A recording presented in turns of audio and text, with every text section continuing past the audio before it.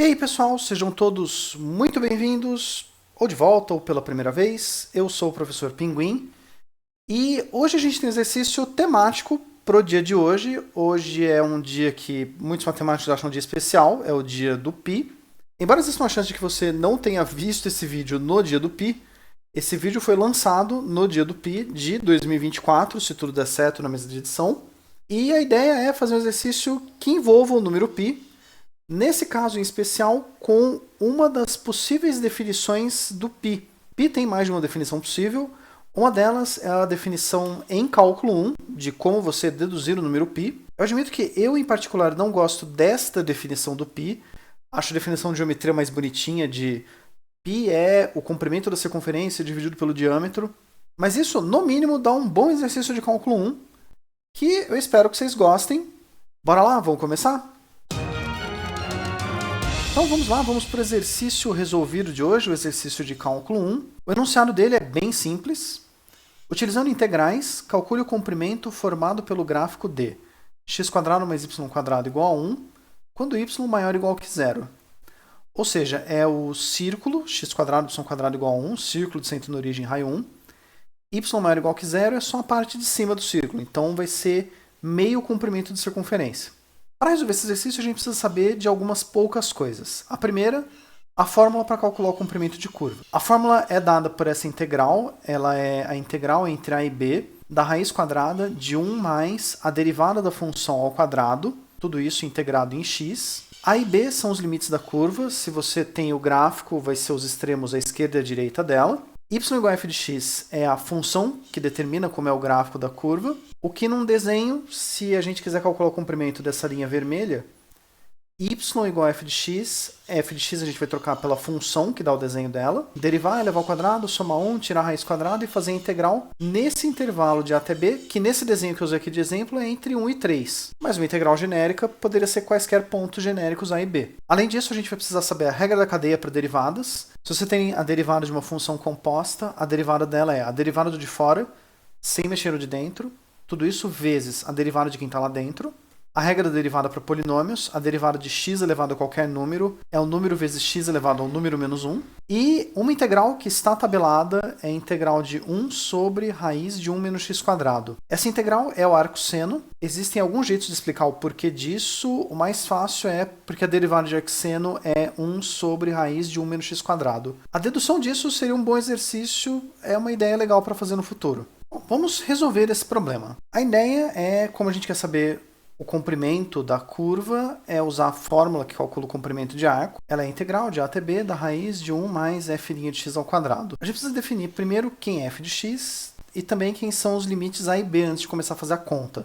Para determinar a função não é tão difícil, porque a gente quer o gráfico de x² mais y² igual a 1 com y maior ou igual que zero. Como a gente vai substituir na função y igual a f de x, a ideia é isolar o y nessa equação. Então, se x² mais y² é igual a 1, y² é 1 menos x², e y pode ser mais ou menos a raiz de 1 menos x². Como é dito que o y é estritamente positivo, y é maior ou igual que zero, tem que ser obrigatoriamente mais raiz de 1 menos x². Então a nossa função vai ser raiz de 1 menos x². Isso é que a gente vai trocar por f de x. Outra coisa, os limites de integração a e b. Como a gente quer saber os pontos x² mais y² igual a 1, onde y é maior ou igual que zero, o y, que é a raiz de 1 menos x², tem que ser maior ou igual que zero. Se a raiz de um troço é maior ou igual que zero, o troço dentro da raiz tem que ser maior ou igual que zero.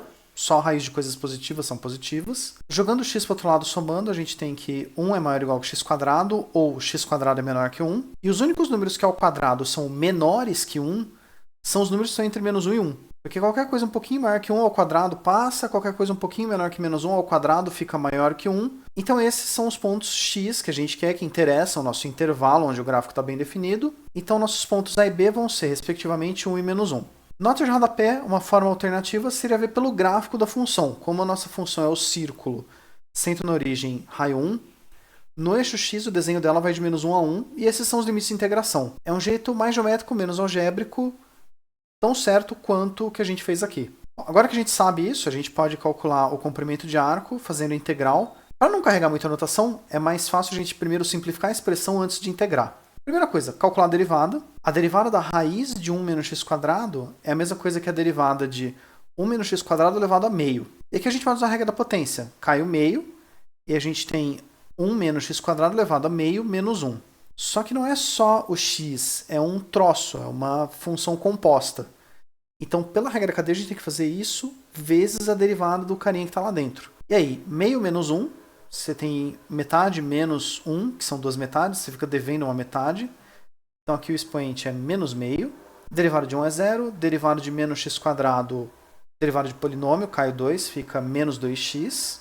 Elevar a menos meio é a mesma coisa que 1 sobre raiz da coisa. Então a gente tem 1 sobre 2, raiz de 1 menos x quadrado, vezes menos 2x. Ou, simplificando 2, menos x sobre raiz de 1 menos x quadrado. Agora eu vou calcular 1 mais essa coisa ao quadrado, que é o que está lá dentro da raiz.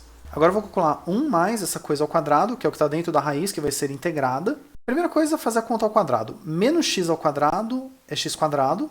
E embaixo, a raiz da coisa ao quadrado fica a própria coisa sem raiz. Então a gente tem 1 mais x quadrado dividido por 1 menos x quadrado. A gente pode fazer a soma de fração. Embaixo vai ficar 1 menos x quadrado. Em cima a gente tem divide pelo de baixo, multiplica pelo de cima, fica 1 vezes 1 menos x quadrado, mais x quadrado vezes, de novo, divide pelo de baixo, multiplica pelo de cima, vezes 1. 1 vezes menos x quadrado é menos x quadrado vezes 1 dá mais x quadrado, os dois cancelam e só sobra 1. Então a gente tem que essa expressão vale 1 sobre 1 menos x quadrado.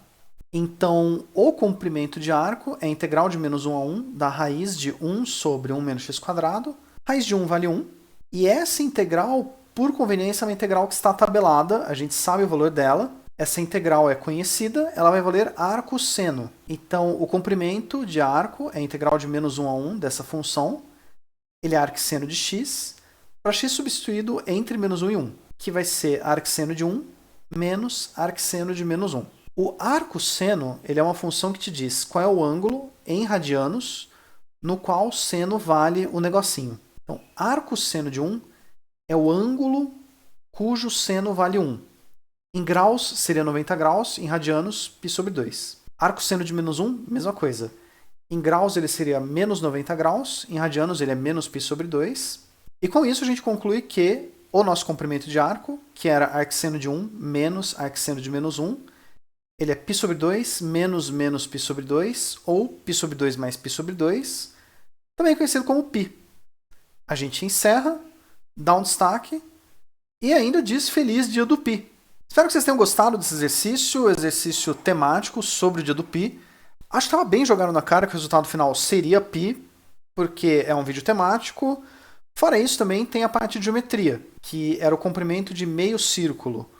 Como o comprimento do círculo é 2π vezes o raio, meio círculo vai ser π vezes o raio, e o raio nesse exemplo era 1. Era π, a gente sabe que está certo. E lembrando, como de costume, que se vocês quiserem deixar alguma sugestão, ideia de exercício, desafio, vocês sempre são convidados a deixar um comentário embaixo, ou se preferirem um contato direto, passando aqui os meus contatos. E eu espero de verdade que vocês tenham gostado desse vídeo, que vocês tenham apreciado, pensado por alguns segundos que seja, puxa, π é um número legal, e eu espero ver vocês no futuro. Obrigado por tudo, pessoal. Vejo vocês na próxima. Até lá.